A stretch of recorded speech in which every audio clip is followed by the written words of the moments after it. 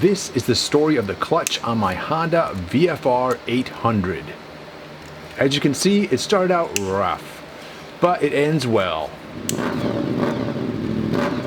The bike had been in an accident and there was a lot of work to do to bring it back, but that's another story. This is the story of the clutch. It will include a lot of technical details that may be helpful if you're trying to delve into your own VFR.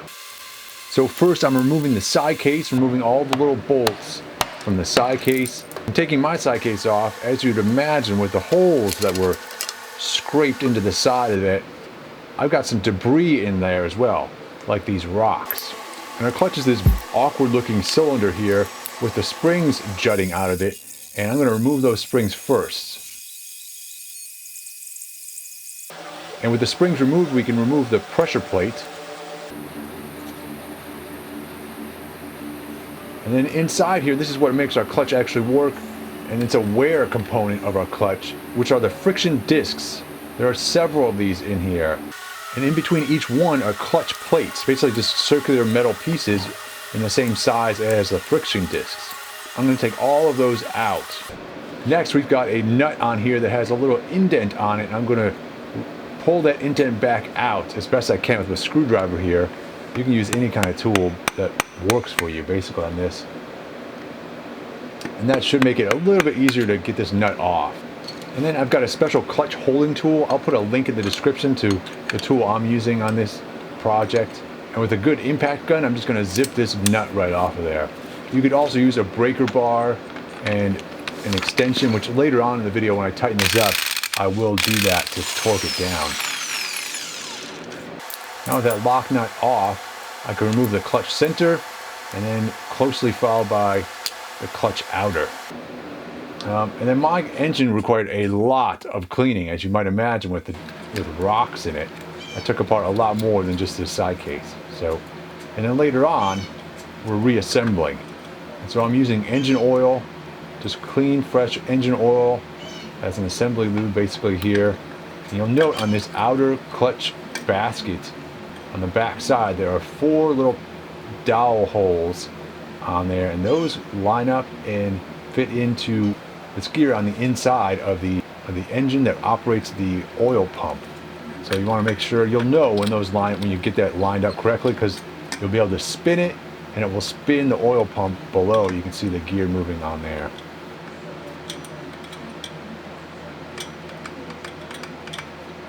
And then again, some more engine oil. Throw in that inner clutch basket, and then there's a washer, and then the lock nut goes back on. Ideally, you'd have a new lock nut to put on there. It's supposed to be 94 foot-pounds. 94 foot-pounds on that. And it's a 27 millimeter socket on here. 27 millimeter.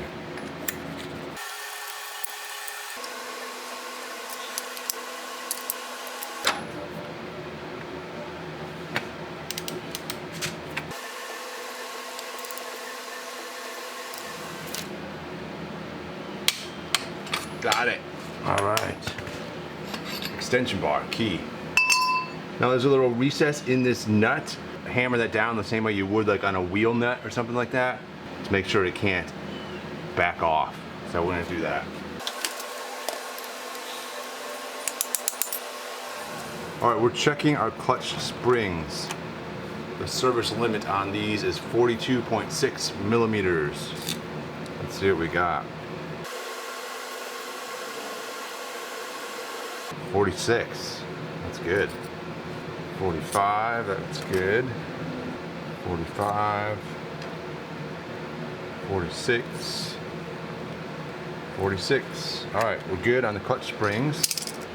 All right, there's supposed to be, our next step in its installation here is supposed to be a friction spring and seat, which I just straight don't have. Did not come off of this engine when I took it apart. So that's interesting. I'll order those and I'll show them to you when I get them. We can go ahead and measure our clutch discs here though. These are supposed to be 2.5 millimeters thick. We got 3 on that one, that's good. 3. 3. 3, and this one we have 2, which is interesting that there's just 1 in there. It's messed up. I'm not sure how that happens. 3, 3, 3. Alright, so those are all good except for that one. We need 1 clutch disc. Alright, got all my little clutch discs here. I've got 1 new clutch disc because I had 1 that was out of spec, which is kind of weird. There's just 1. Everything else is totally fine. But I need to coat these with fresh oil and reinstall them, basically. See, here is the burnt out one. Look at that. It's all black, dark in color, like it got hot. Whereas if you can compare it to one of the other ones, look at that. What happened there? And this is like in the center of the pack.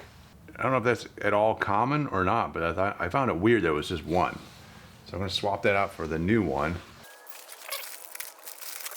Look at that beautiful little clutch disc. I'm always kind of fascinated by how little material is on there. This is brand new. Look at how little material is on it. And like also how durable these are. Like everything else in here is like, it looks exactly like this, same spec width and everything. It's fascinating. Like it takes quite a bit in my experience to wear out a clutch. Apparently they last a long time. All right, stick these in here. Now, according to my service manual, there's supposed to be like a friction spring and like a friction disc and a friction spring or whatever on here, like which are basically they're this diameter. They go in here first in the back, but I think that was like on earlier models or something, because they don't have that anymore. On this model, that does not have that. Like when you go to order parts and stuff for it, that is not an option for this one. So I'm not exactly sure what year they stopped doing that, but it's by 2000 apparently they stopped. And like when I took this off, when I took it apart, not that that means anything because who knows who was in here last and what they did, but it was not like that when I took it out.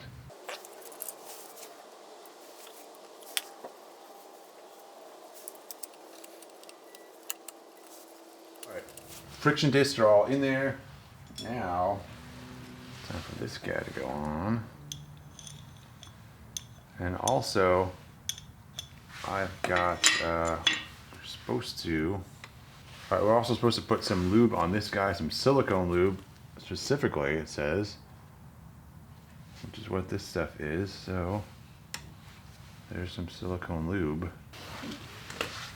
Alright, so then, this guy goes on over this guy. Got like little hairs everywhere. Like that. And then this guy goes on. There we go. And now, we gotta put springs. Where are my springs? Little springs all go on here. Little bolts. Trying to get these guys started. Just thread it in there a little bit. So hold it together, man.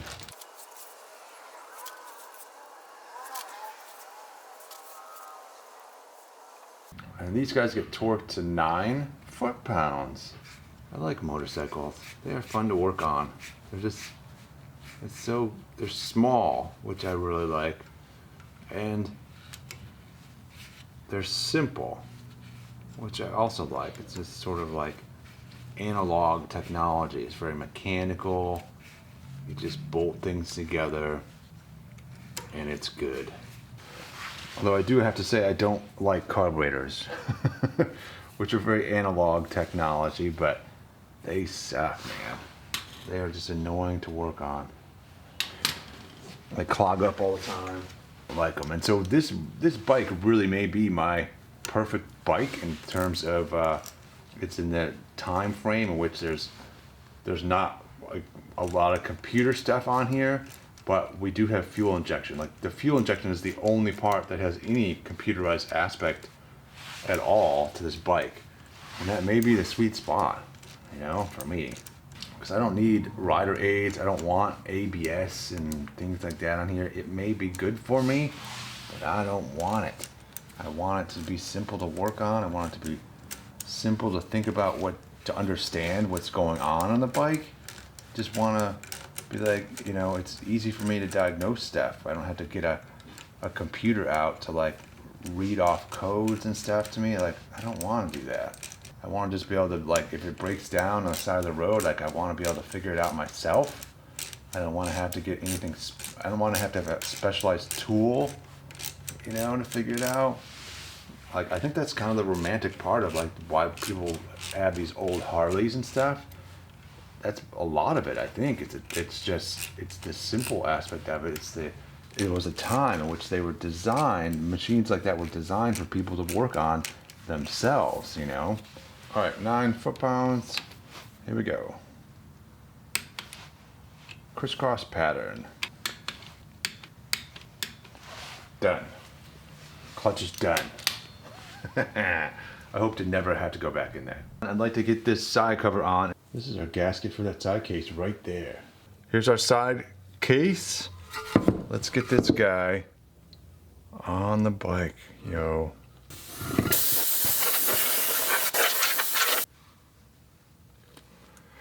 On this guy, I need to put RTV on the little sensor. All right, so this looks pretty clean now. I'm going to go ahead and use some isopropyl alcohol and make sure it's like super clean though.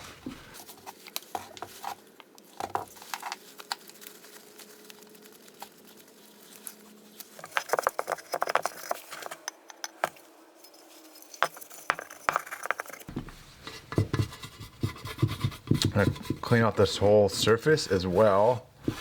Get this stuff nice and prepped. So go ahead and slap this guy in here, put some RTV on that, and then get our gasket out. And I'm just gonna throw the gasket on there. I'm not gonna put any sort of sealant on there, any gasket adhesive stuff. I'm not gonna use this stuff at all. At the moment, I just wanna get this in here.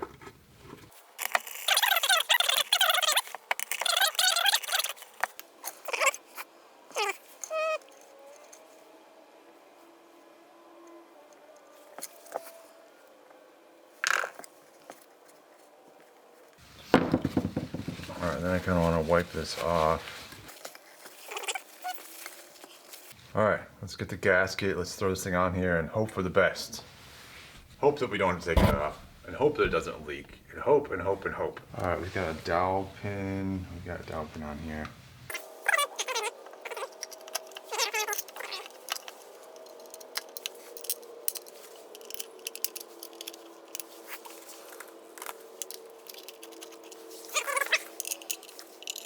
Again, I'm just trying to get all the little bolts in to their holes through that gasket so that it does not, so the gasket doesn't get messed up.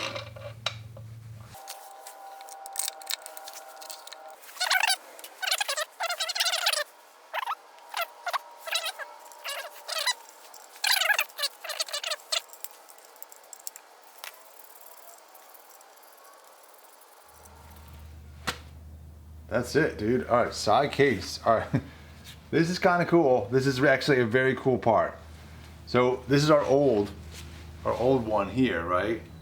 You see how this is all ground up? We've got a little O-ring inside there, so clearly we need to replace that. And then our little fill cap here, I got a new one of those too. It's like Christmas today. In our little, here's our little fuel, our fill cap. This is a guy right there, nice and brand new. Here's our little side case cover there. And then we should have O-rings as well. So I got all my new parts assembled and onto the bike, and I'm very happy. I mean, there's definitely nobody else that's gonna appreciate these little new parts more than I do at this moment in time. Much later in time, we got the bike started and running again. And this bike sounds awesome. It is a beast.